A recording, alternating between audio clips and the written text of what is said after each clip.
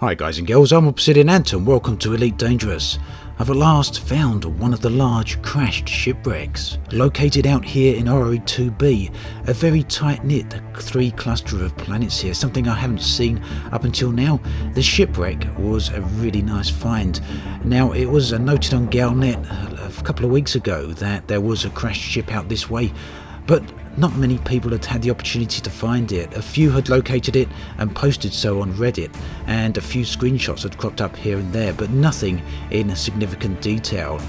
So I come out this way to the coordinates given in an attempt to try and locate it. Unfortunately though, the wreck was located on the dark side of this moon.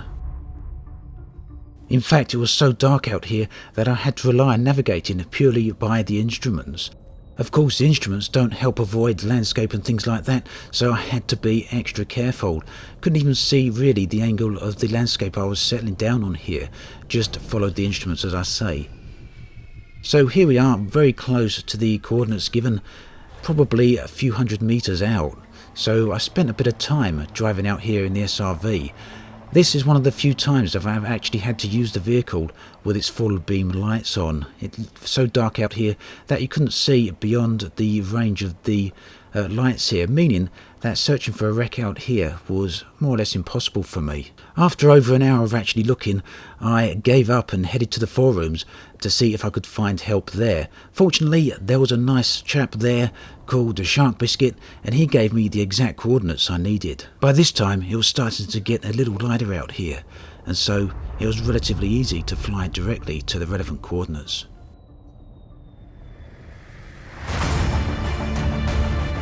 Now these are the sort of shipwrecks that Frontier have showed us many times during their various live streams of Horizons, and it's taken a very long time to actually come across one. These are not located in a point of interest, contrary to what many people may have thought. These are static and persistent objects. You can't locate them using your ship's radar, however you can see them from a good number of kilometers away, meaning that if you're in your ship, you can eyeball them from a significant distance. From what I could tell, and I may well be mistaken here due to the sheer number of signatures in this area, but the wreck itself isn't locatable either through the SRV's scanner, but you do pick up the multitude of canisters and cargo hatches that are situated here. Now, as I mentioned earlier, it is pretty dark here, and yet again I had to rely on the full beam lights of the SRV in order to see anything. As you can see there, you can't see anything at all really once the lights are switched off, and even with the low beam lights, there's not a lot you can see. But fortunately, with the full beam lights on, you can see just about everything you need to see.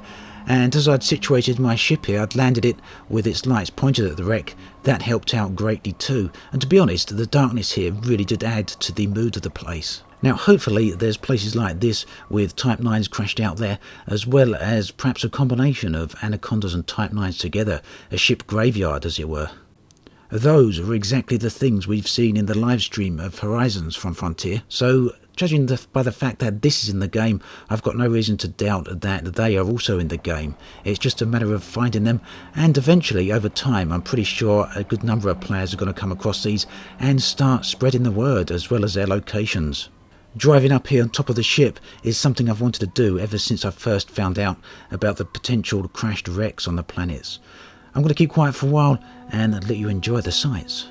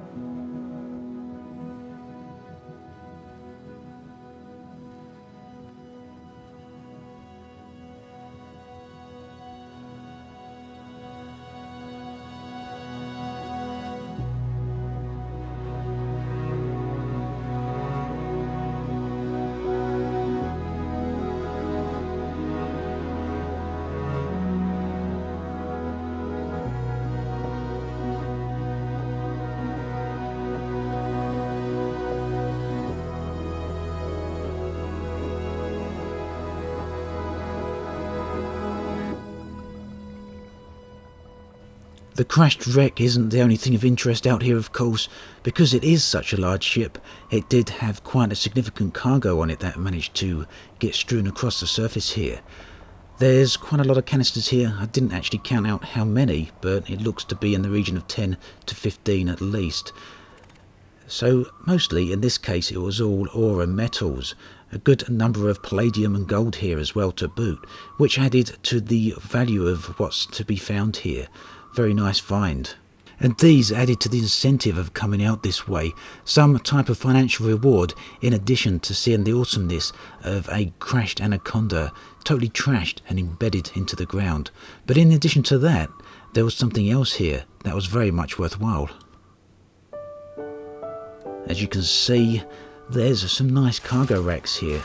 Now these ones contained some rather unique metals, the metals that you often only find on very rare occasions, so that in itself was worth it. I found 3 of these cargo hatches here, each one containing some more of the rare unique materials. Now these crashed wrecks aren't the only static areas in the game. There are also static barnacles to be found, which by all accounts are sites of alien origin. This wreck was a fantastic find and a great experience to drive around it, and as you can see here, it's probably worthy of another look under daylight, but I'll allow you to do that for yourselves. As always, thanks for watching, and I'll catch you guys and girls next time.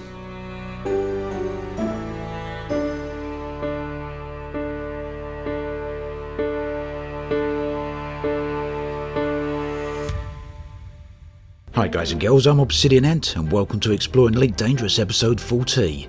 Currently I'm en route to a bunch of nebula on the eastern rim of the galactic core, but I've got about 4,000 to 5,000 light years left to go, so I've decided to stop off at a few planets along the way. A few of them have got some rather nice and interesting looking features on, in particular some spectacular mountain ranges. Now I've always maintained as an explorer that it's the quality of lighting that always makes for the atmosphere in these places, and in today's video you're going to see some of the best lit areas I've actually come across